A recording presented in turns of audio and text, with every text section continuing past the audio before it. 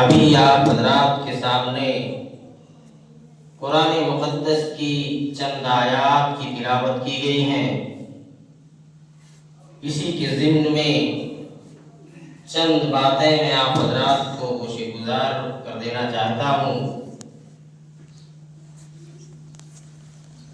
زبان اللہ تبارک و تعالی کی عظیم نعمت ہے۔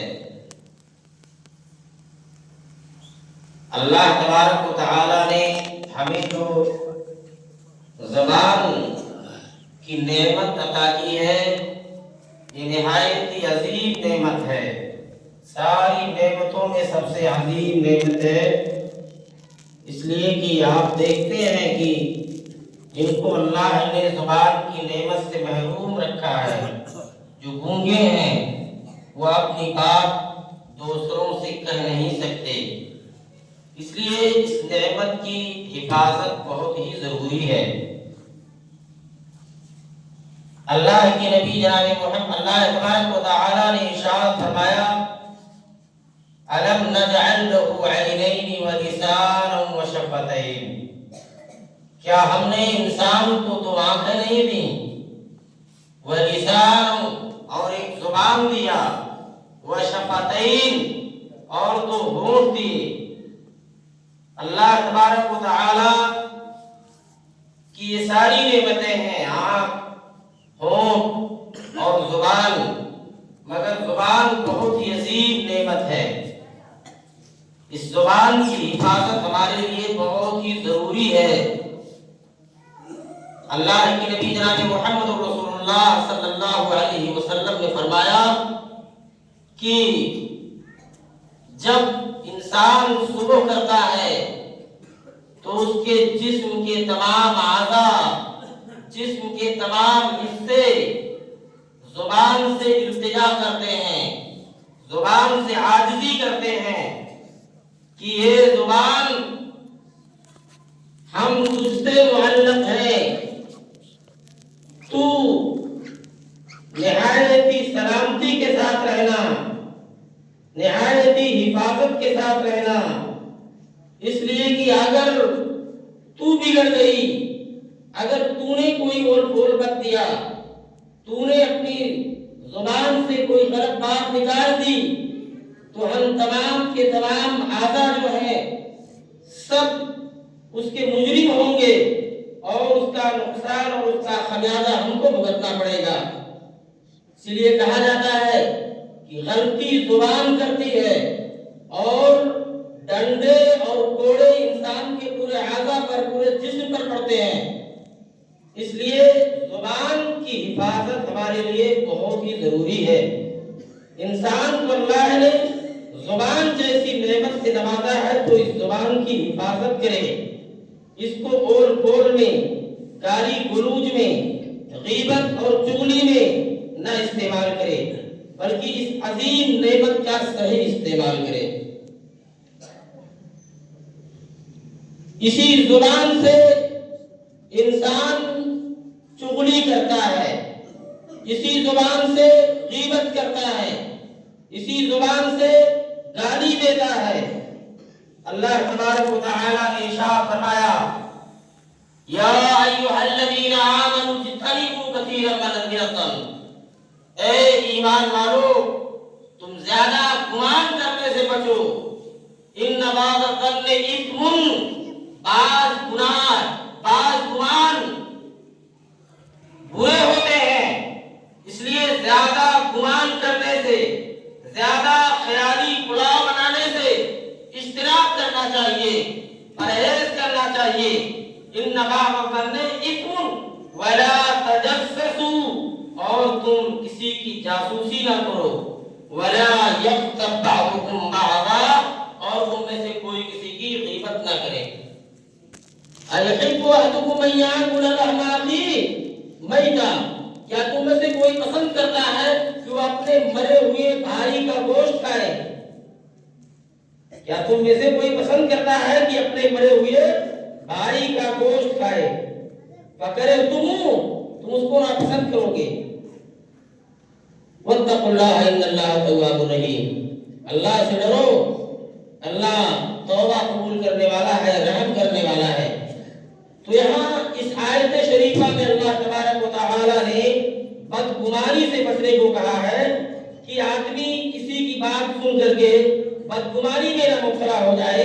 ہم سے کوئی آدمی کچھ کسی کے تعلق سے کہہ رہا ہے تو ہم اس کو سوچیں سمجھیں اور کم از کم یہ خیال کرنا چاہیے کہ کہیں یہ شخص اپنی مفاد کے خاطر یا اپنے عیب کو چھپانے کی خاطر تو نہیں ہم سے یہ چغلی کر رہا ہے. اس لیے اپنی زبان کو بیجا لغویات میں استعمال نہیں کرنا چاہیے. زبان کی حفاظت ہمارے لیے بہت ہی ضروری ہے. اور زبان آدمی چغلخوری کے ذریعہ بگاڑتا ہے, غیبت کے ذریعہ بگاڑتا ہے, اور اسی طرح سے جھوٹ کے ذریعہ بگاڑتا ہے. یہ ساری چیزیں ہم اور آپ کو بے وزن بنا دیتی ہیں. ہم اگر اپنے زبان کی حفاظت کرتے ہیں, اللہ کے نبی نے فرمایا جو آدمی خاموش رہا وہ نجات پا گیا. جو خاموش رہا وہ نجات پا گیا. ہر کسی کی بات سن کر گالی گلوچ ہم بکنے لگے, الٹی سیدھی باتیں کرنے لگے, تو یہ کامیابی کی دلیل نہیں ہے, کامیابی کی علامت نہیں ہے. کامیابی اس میں ہے کہ آدمی اپنے تعلق سے ہی کوئی بات اگر سنے, ہمیں کوئی گالی دے رہا ہے, ہمیں کوئی برا کہہ رہا ہے, تو ہم خاموش ہو جائیں, اس کی تحقیق کر لیں, بدگمانی میں مبتلا نہ ہو. تو جھوٹ, غیبت, چغلی اور بدگمانی یہ ساری چیزیں بہت ہی بری عادتیں ہیں, بہت ہی بری عادتیں ہیں. اور انسان ایک دوسرے سے لوگوں میں بگاڑ پیدا کر دیتی ہیں, جھگڑے کا باعث بن جاتی ہیں, دوری کا باعث بن جاتی ہیں. اس لیے ہم مسلمان ہیں, ہم مسلمانوں کو اپنی زبان کی حفاظت کرنی چاہیے. اس سے گالی گلوچ نہیں بکنا چاہیے, غیبت اور چغلی نہیں کرنی چاہیے, کسی کے ٹو میں نہیں پڑنا چاہیے, کسی کی جاسوسی نہیں کرنی چاہیے. اللہ کے نبی جناب محمد رسول اللہ صلی اللہ علیہ وسلم نے فرمایا لا يدخل الجنة نمام, چغلخور غیبت کرنے والا جنت کے اندر نہیں جائے گا. اللہ کے نبی نے فرمایا لا يدخل الجنة قتال, چغلخور کبھی بھی جنت میں نہیں جائے گا. اس لیے چغلخوری سے ہمیں پرہیز کرنا چاہیے. اور انسان غلطی خطا اکثر جو ہے اسی زبان سے کرتا ہے, اسی زبان سے خطائیں ہوتی ہیں, غلطیاں ہوتی ہیں. جھوٹ اسی زبان سے آدمی بولتا ہے, سچ بھی اسی زبان سے بولتا ہے, غلط بھی کرتا ہے اور صحیح بھی کرتا ہے. اللہ کے نبی نے فرمایا جھوٹ بہت بری بیماری ہے, جھوٹ بہت ہی بڑا گناہ ہے. اللہ کے نبی صلی اللہ علیہ وسلم نے کہا ایاکم والکذب, جھوٹ سے بچو, فإن الکذب یہدی الی الفجور, جھوٹ جو ہے یہ فجور کی طرف رہنمائی کرتا ہے, اور فجور جو ہے یہ جہنم کی طرف رہنمائی کرتا ہے. اللہ کے نبی نے فرمایا سچ کو اختیار کرو, سچائی تمہارے اوپر لازم ہے, ضروری ہے.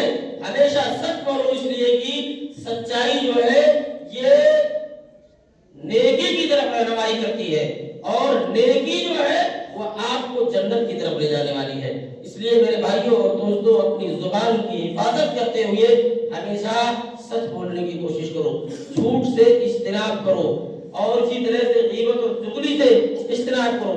اللہ کے نبی نے کہا کہ اتدرون ما الغیبہ, صحابہ کرام موجود تھے, کہا کہ اتدرون ما الغیبہ, غیبت جانتے ہو کیا چیز ہے؟ تو صحابہ نے کہا کہ اللہ و رسول عالم, اللہ اور اس کے رسول زیادہ جانتے ہیں. تو اللہ کے نبی نے کہا کہ الغیبۃ, غیبت کے بارے میں اللہ کے نبی نے فرمایا ذکرک اخاک بما یکرہ, تمہارا اپنے بھائی کا ذکر ایسے الفاظ سے کرنا, ان الفاظ میں کرنا کہ اگر وہ سن لے تو ان کو ناپسند کرے, ان کو سن لے تو ناپسند کرے. صحابہ نے کہا کہ اللہ کے نبی اگر وہ برائی اس کے اندر موجود ہے تب؟ اللہ کے نبی نے کہا تبھی تو غیبت ہے, وہ برائی اس کے اندر اگر موجود ہے تب تو غیبت ہے, اور اگر اس کے اندر وہ برائی موجود نہیں ہے تو بہتان تراشی ہے اور بڑا جرم ہے. اگر موجود ہے تو یہ غیبت ہے, اسی کا نام غیبت ہے. آپ کو چاہیے کہ آپ اس سے بات کر لیں, بدگمانی کے شکار نہ ہو. آئیے میں بدگمانی پر آپ کو ایک واقعہ بخاری شریف کا واقعہ سناتا ہوں.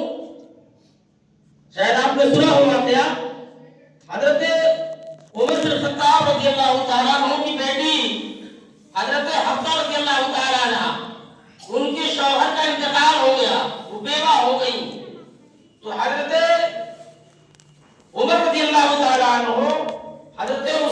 کے پاس گئے اور کہا کہ آپ جو ہے ہماری بیٹی حفصہ سے نکاح کر لیجیے، ہماری بیٹی حفصہ سے آپ نکاح کر لیجیے۔ تو حضرت عثمان غنی رضی اللہ تعالیٰ عنہ نے کہا کہ مجھے اس وقت نکاح کی ضرورت نہیں ہے۔ پہلے تو انہوں نے 3 دن کا ٹائم مانگا، 3 دن کے بعد مجھے کچھ سوچنے کا موقع دیجیے، اور اس کے بعد انہوں نے کہا کہ مجھے نکاح کی اس وقت ضرورت نہیں ہے۔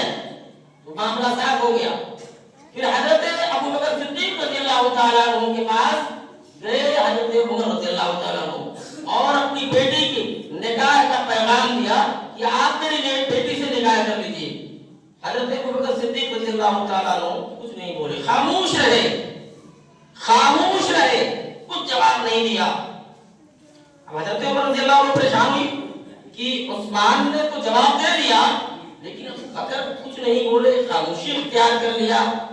چند ہی دنوں کے بعد، بخاری شریف کے اندر یہ واقعہ مذکور ہے، چند ہی دنوں کے بعد اللہ کے نبی جناب محمد رسول اللہ صلی اللہ علیہ وسلم نے حضرت عمر کی بیٹی حضرت حفصہ کے نکاح کا پیغام بھیج دیا۔ آپ نے حضرت حفصہ کے نکاح کے لیے پیغام بھیج دیا کہ عمر اپنی بیٹی حفصہ کی شادی مجھ سے کر دو، میں کرنا چاہتا ہوں۔ شادی ہو گئی، نکاح ہو گیا۔ حضرت عمر رضی اللہ تعالیٰ عنہ سے حضرت ابو بکر ملے، کچھ دن کے بعد ملے اور کہا کہ شاید آپ مجھ سے ناراض ہیں۔ کہا ہاں ناراض ہوں۔ کہا کیوں؟ اس لیے نا کہ میں نے کچھ جواب نہیں دیا تھا۔ کہا ہاں، عثمان نے تو جواب دے دیا فوراً، مگر تم نے خاموشی اختیار کر لی، کچھ نہیں جواب دیا، اس لیے مجھے کچھ ناراضگی پیدا ہوئی میرے دل کے اندر۔ حضرت ابو بکر صدیق رضی اللہ تعالیٰ عنہ نے کہا کہ عمر، میں نے نبی صلی اللہ علیہ وسلم کو چند روز پہلے یہ ذکر کرتے ہوئے سنا تھا کہ حبشہ کا نکاح مجھ سے ہو جاتا تو ٹھیک ہوتا۔ اللہ کے نبی حبشہ کا ذکر کر رہے تھے، پیغام دینے کے بارے میں سوچ رہے تھے، ذکر کر رہے تھے، اور یہ راز تھا اللہ کے نبی کا اور میرا، اس لیے میں نے اپنے نبی کے راز کو فاش نہیں کرنا چاہا۔ دیکھا آپ نے معاملہ کیا ہے، یہی آپ اپنے ذہن و دماغ کو اس پر لگائیے، معاملہ کیا ہوتا ہے۔ لیکن انسان کسی کی بات سے یا کسی کے عمل سے فوراً ناراض ہو جاتا ہے، لیکن اس میں حکمت کی باتیں بھری ہوتی ہیں، معاملات کچھ اور ہوتے ہیں۔ جب جائزہ لیا جاتا ہے، قریب سے دیکھا جاتا ہے، اس کے قریب جا کر پوچھا جاتا ہے اور اس کی تہ تک جب پہنچا جاتا ہے، تب معاملے کی جانچ پڑتال ہوتی ہے اور معاملے کی حقیقت معلوم ہوتی ہے۔ حضرت عمر بھی بدگمانی میں مبتلا ہو گئے تھے، بدگمانی میں مبتلا ہو گئے تھے۔ تو بدگمانی رشتوں کے اندر دراڑ پیدا کر دیتی ہے۔ ایک چغل خور جا کر کے چغلی لگاتا ہے اور دو رشتے جو ہوتے ہیں ان دونوں کے درمیان دراڑ اور دوری پیدا ہو جاتی ہے۔ اس لیے مسلمانوں، بدگمانی سے بچنے کی ضرورت ہے۔ حضرت عائشہ رضی اللہ تعالیٰ عنہا کتنی پاک باز تھی، ام المومنین تھی، اللہ کے نبی صلی اللہ علیہ وسلم کی بیوی تھی، مگر حضرت عائشہ رضی اللہ تعالیٰ عنہا پر بہتان تراشی کی جاتی ہے، اور اللہ کے نبی صلی اللہ علیہ وسلم بھی بدگمانی میں مبتلا ہو گئے۔ جب منافقوں نے کہنا شروع کر دیا، غزوہ بنی مصطلق کے موقع پر حضرت عائشہ رضی اللہ تعالیٰ عنہا اس غزوے میں شریک ہوئی تھی، اور میں یہ واقعہ آپ کو کئی بار بتا چکا ہوں۔ مختصر یہ کہ جب پڑاؤ کوچ کرنے لگا تو حضرت عائشہ رضی اللہ تعالیٰ عنہ قضائے حاجت کے لیے گئی ہوئی تھی۔ قجاوا اٹھانے والوں نے اٹھا لیا اور چلے آئے، انہیں رکھ دیا اونٹ پر، انہیں پتہ نہ چلا کیونکہ وہ ہلکی پھلکی تھی۔ حضرت عائشہ آئی تو دیکھتی ہے کہ کوئی نہیں ہے، اتنے میں حضرت صفوان کے معطل رضی اللہ تعالیٰ عنہ آ گئے اور دیکھا کہ ایک درخت کے جڑ کے پاس حضرت عائشہ رضی اللہ تعالیٰ عنہ سوئی ہوئی ہے، دیکھ لگا کر تو دیکھا تو پہچان گئے، چونکہ پردے کی آیت نازل ہونے سے پہلے انہوں نے دیکھا تھا حضرت عائشہ کو، پہچان گئے۔ حضرت عائشہ نے پردہ کیا اور پھر لا کر کے اپنا اونٹ کھڑا کر دیا. اونٹ پر حضرت عائشہ بیٹھ گئی اور حضرت صفوان بن معطل رضی اللہ تعالیٰ عنہ پیدل چلنے لگے. منافقین کو موقع دے دیا. آج بھی اسی طرح کے منافقین ہیں, ہمیشہ ادھر ادھر کی باتیں تلاش کرتے ہیں, حقیقت سے کچھ لینا دینا ان کا نہیں ہے. ادھر کی کن نقطہ, ادھر کا شوشہ نکالو, حقیقت کیا ہے وہ نہیں معلوم کریں گے. شوشہ نکال کر کے اور اس میں نمک مرچی لگا کر کے لوگوں کے سامنے بیان کریں گے. چنانچہ منافقین نے تانا بانا بننا شروع کر دیا. اللہ کے نبی صلی اللہ علیہ وسلم کی بیوی اس طرح صفوان بن معطل کے ساتھ آئی, ایسا ویسا سنتے سنتے اللہ کے نبی صلی اللہ علیہ وسلم کا کان بھر گیا. اللہ کے نبی کو بدگمان کر دیا ان لوگوں نے. اللہ کے نبی بدگمانی میں مبتلا ہو گئے اور اللہ کے نبی صلی اللہ علیہ وسلم نے بھی حضرت عائشہ رضی اللہ تعالیٰ عنہا سے علیحدگی اختیار کر لی. علیحدگی اختیار کر لی. اجازت لے کر وہ اپنے والد صاحب کے گھر چلی گئی. روتی تھی, رات کا سرما نہیں لگاتی تھی, اتنا روتی تھی حضرت عائشہ رضی اللہ تعالیٰ عنہا اللہ کے نبی صلی اللہ علیہ وسلم کی عدم توجہی کو دیکھ کر کے. لیکن عرش والا دیکھ رہا تھا, عرش والا دیکھ رہا تھا. عرش والے نے حضرت عائشہ رضی اللہ تعالیٰ عنہا کے پاک دامنی کے تعلق سے پوری آیتیں اتار دی. آیتیں اتار دی اور انہیں ثابت کیا اما عائشہ رضی اللہ تعالیٰ عنہا ہرگز بری نہیں ہے, یہ پاک دامن ہے. جیسا لوگ سوچ رہے ہیں, جیسا منافقین نے پروپیگنڈا کیا ہے, ویسی نہیں ہے. ان کی پاک دامنی کے تعلق سے اللہ رب العزت نے آیتیں اتار دی. تو آج تو اس زمانے میں آیتیں اتریں گی نہیں, لیکن مسلمانوں ایک بھائی کے تعلق سے ہمیشہ سوء ظن نہیں بلکہ حسن ظن رکھنا چاہیے. حسن ظن رکھنا چاہیے. سوء ظن کے بری گمان بدگمانی کے شکار مت ہو. یہ بہت بری بلا ہے, بہت بری بیماری ہے. معاملات کو سننے کے بعد جانچنے پڑتالنے, فلاں نے میرے تعلق سے یہ بات کہہ دی, فلاں نے یہ بات. اور ایک بات اور, بدگمان آدمی ہمیشہ اپنے جیسا چور ہر ایک کو سمجھتا ہے, اپنے جیسا زانی ہر ایک کو سمجھتا ہے, اپنے جیسا غیبت خور ہر ایک کو سمجھتا ہے. پوری دنیا اس کی نظر میں اسی طرح لگتی ہے. چور سب کو چور سمجھے گا اور ایماندار آدمی ہر ایک کو ایماندار سمجھ کر کے دھوکہ کھا جائے گا. یہ اصول ہے. اس لیے بدگمانی میں مبتلا اللہ نے اسی لیے منع کیا, یا ایھا الذین آمنوا اجتنبوا کثیرا من الظن, اے ایمان والو زیادہ گمان کرنے سے بچو. اس لیے کچھ گمان برے ہوتے ہیں, برے ہوتے ہیں. یہ تعلقات کو خراب کر دیتے ہیں, ایک دوسرے کے, بھائی بھائی کے تعلقات کو, باپ بیٹے کے تعلقات کو, شوہر بیوی کے تعلقات کو. آئیے میں اسی تعلق سے ایک اور واقعہ بیان بتانا ہوں. علامہ غزالی نے اس واقعے کو نقل کیا ہے. ایک شخص کے پاس ایک غلام تھا اور اس غلام کو بازار میں وہ بیچ رہا تھا اور یہ کہہ رہا تھا کہ یہ غلام جو ہے بہت اچھا ہے, سوائے ایک برائی کے اس کے اندر اور کوئی برائی نہیں ہے, وہ یہ ہے کہ یہ چغل خور ہے. اور بہت بڑی ہے چغل خوری. کہا صرف ایک بیماری اس کے اندر ہے, ایک عیب ہے, وہ کیا ہے؟ چغل خوری. ایک صاحب تاجر آئے اور سنا تو کہ یہ چغل خور ہے, لیکن اس پر توجہ نہیں دی اور اسے خرید لیا. اس غلام کو خرید لیا, خرید کر گھر لے گئے. ان کے پاس کوئی اولاد نہیں تھی, صرف میاں بیوی تھے اور پراپرٹی کافی تھی.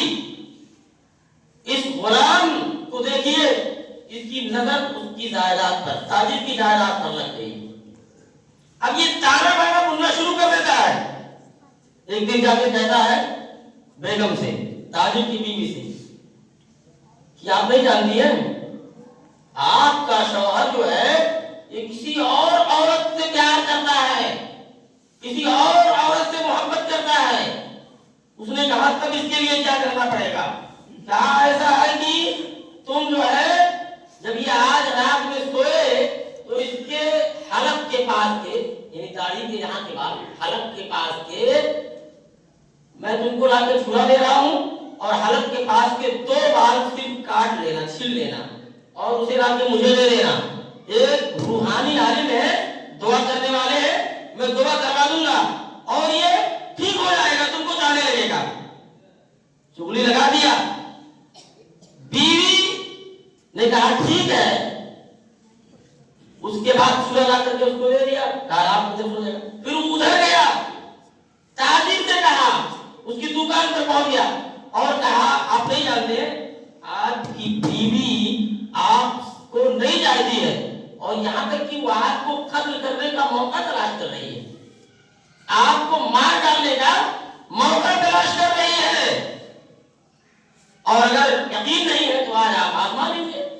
आज रात को आप जब सो जाए तो आप सोइएगा नहीं, आप छोटा मोटा बहाना बना करके खराटे की नींद लेना, देखना क्या करती है वो शख्स गया सोया, छोटा मोटा बहाना बना करके खराटे की नींद ले रहा है और जब बीवी को यकीन हो गया कि ये सो गया है तो जाकर उसके छुरा ले करके उसके हलक के पास जाती है बाल छीलने के लिए। इतने में शौहर उठ के बैठ जाता है और छुरे से अपनी बीवी को ज़िबा कर देता है, मार डालता है। फिर उसके मैके वाले आते हैं और उस ताजिर को भी मार डालते हैं। दोनों थे मियां बीवी, खत्म। क्यों? बदगुमानी की बुनियाद पर। उस एक चुगलखोर की बात को अगर न मानते वो लोग और उसकी बात पर कान न धरते, बदगुमानी के शिकार न होते, मामलात की जांच कर लेते, मामलात की तहकीक कर लेते तो ये नौबत नहीं आती, उसका इस सारी प्रॉपर्टी का मालिक वो गुलाम हो गया। देखा आपने, ये बदगुमानी मुसलमानों, ये बदगुमानी है। और चुगलखोरी करने वाला, गीबत करने वाला इसी तरह से 2 रिश्तों के दरमियान जाकर के दरार पैदा कर देता है, दुनिया बना देता है। और आज हमारे समाज और सोसाइटी का हाल यही है। आज एक मुसलमान दूसरे मुसलमान की बुराई करता है। बुराइयां हमें सबकी नजर आती है मगर अच्छाइयां किसी की नहीं नजर आती। साहबे किराम किसी की बुराई देखते थे तो दूसरे सहाबी खड़े होकर के कहते थे उनके अंदर ये अच्छाई भी है, ये अच्छाई भी है। और आज सिर्फ बुराइयां तलाश की जाती हैं, यहाँ तक कि मामला जातियात तक पे आ जाता है। मामला जातियात तक की बात आ जाती है। कोई बात होती है उर्दू में तो आदमी जातियात तक पे उतर आता है, जबकि मैं समझता हूँ शरीयत में ये चीज हराम है। अगर कोई शख्स ये कहता है ये ऊंचा ये नीचा, तो शरीयत में वो मुस्लिम है ही नहीं, उसका ईमान है ही नहीं कुरान पर। इसलिए कि कुरान क्या कहता है, तुम आपस में भाई भाई हो। या अय्युहन्नासु इन्ना खलक़नाकुम मिन ज़करिन व उन्सा, एक मर्द और एक औरत से हमने पैदा किया है। अगर किसी के पास दलील है कि हम मुसलमानों में से कुछ लोग ऐसे हैं कि जो ऊंच है कुछ नीच है, तो मुझे दलील दे इस बात की। उनके ऊपर लेबल कहां लगा हुआ है? आज इस तरह की बात हमेशा आती रहती है लोगों के दरमियान। लेबल कहां लगा हुआ है? क्या अल्लाह के नबी से आप ऊंचे हो? नबी सल्लल्लाहु अलैहि वसल्लम सैयद खानदान से थे, नबी से ऊंचे आप हो। हर मर्तबा यही बात लोगों के दरमियान गीबत और चुगली जब होती है तो मामला जातियात पर पहुंच जाती है। और किसी ताल्लुक से बात होती है तो हमेशा लोग तलाशते ही रहते हैं। मुसलमानों ये चीज हराम है। अल्लाह के नबी जनाब मोहम्मद रसूलुल्लाह सल्लल्लाहु अलैहि वसल्लम जब मेराज में गए थे, मेराज में आपने देखा था कि कुछ लोगों को अल्लाह तबारक व तआला ने तांबे के नाखून दे दिए हैं, तांबे के नाखून, और उस नाखून से अपने चेहरे के गोश्त को नोच रहे हैं, नोच नोच कर वो खा रहे हैं। और इसी तरह से आपने ये भी देखा था कि एक आदमी बैठा हुआ है, दूसरा आदमी लोहे की तंदूर लेकर के उसकी बातें चीर रहा है कुत्ती तक, फिर ठीक हो जाती है बातें, फिर कुत्ती तक ले जाता है। ये आजाद चुगलखोर का, झूठ बोलने वाले का है। और जिसको जो नोच नोच कर गोश्त खा रहा था वो गीबत करने वाला है, मरे हुए भाई की गोश्त खाता है। नबी की हदीस है, क़यामत के दिन अल्लाह तबारक व तआला उसके مرے ہوئے بھائی کا گوشت اس کے سامنے پیش کرے گا اور کہے گا کھاؤ روز روز کے اسی اپنے مرے ہوئے بھائی کا گوشت یہ ہے تمہارے مرے ہوئے بھائی کا گوشت کھاؤ اس کو اور وہ کھائے گا. یہ برائی ہمارے سماج میں کیوں عام ہے؟ ہم جانتے ہیں پڑھتے ہیں قرآن ہمارے پاس ہے حدیثیں ہمارے پاس ہیں مگر کوئی اس پر عمل نہیں ہے کوئی خوف نہیں ہے. اللہ کے لیے اپنے زبانوں کی حفاظت کرو اپنے زبانوں کی حفاظت کرو مسلمانوں ورنہ ہمارے سارے اعمال رائے گا اور برباد ہو جائیں گے سارے اعمال. مولانا عبدالحی فرنگی ایک واقعہ بیان کرتے ہیں قیامت کے دن ایک شخص تہامہ پہاڑ کے برابر نیکیوں کا انبار لے کر کے آئے گا. پہاڑ دیکھا ہے آپ نے پہاڑ کی طرح کا انبار نیکیوں کا لے کر کے آئے گا. اللہ تبارک و تعالی نیکیوں کا انبار اس کے حق میں لگا دے گا وہاں پورا راز لگا دے گا نیکیوں کا پہاڑ کے برابر. تھوڑی دیر میں اس کی نیکیاں ہوا منصورہ ہو جائیں گی اڑ جائیں گی ختم ہو جائیں گی. اللہ رب العالمین کے پاس جا کر کہے گا اللہ میرے پاس جو پہاڑ کے برابر نیکیاں تھی وہ کیا ہو گئی؟ وہ شخص اللہ رب العالمین کہے گا تیری غیبت گوئیوں نے تیری نیکیوں کو ختم کر لیا ختم کر دیا. جس کی تو نے غیبت کی ہے ان کے کھاتے میں تیری نیکیاں چلی گئی. اللہ نے اس کو ختم کر دیا چورا چورا کر دیا بھوسا کر دیا. یہ ساری وعیدیں یہ ساری احادیث جو غیبت کے تعلق سے چغلخوری کے تعلق سے وارد ہے کیا ہم کو نہیں جھجھوڑتی کیا ہم کو نہیں ڈراتی؟ ہمارا ضمیر بالکل مر چکا ہے مسلمانوں. ہم روزانہ سنتے ہیں جلسوں میں سنتے ہیں خطبوں میں سنتے ہیں وعظ اور نصیحت کی مجلسوں میں سنتے ہیں مگر ہمارے دل پتھر ہو چکے ہیں کچھ بھی نہیں. بات وہی ہے جو پہلے کی. اسی لیے میں تو کہا کرتا ہوں کہ یہ جب سے جلوس جو ہو رہے ہیں بڑے بڑے چلنے سے کوئی فائدہ نہیں. جب ہمارے دل بالکل سخت ہو چکے ہیں تو کوئی فائدہ نہیں. اس لیے اللہ کے لیے ڈریے اللہ سے ڈریے اللہ کا خوف کھائیے. ہر ایک کے تعلق سے آپ سوئے زن مت رکھیے حسن زن رکھیے اچھا زن رکھیے اور اگر آپ تک کوئی بات پہنچتی ہے تو آپ کم از کم معاملے کی تحقیق کیجیے اور یہ بھی خیال کیجیے کہیں یہ چغلخور شخص اس کا اپنا مفاد تو نہیں ہے اپنے فائدے کی خاطر اس کام کو نہیں انجام دے رہا ہے. اس لیے ہمیں ضرورت ہے سوچنے کی سمجھنے کی شریعت پر عمل کرنے کی کتاب و سنت پر عمل کرنے کی.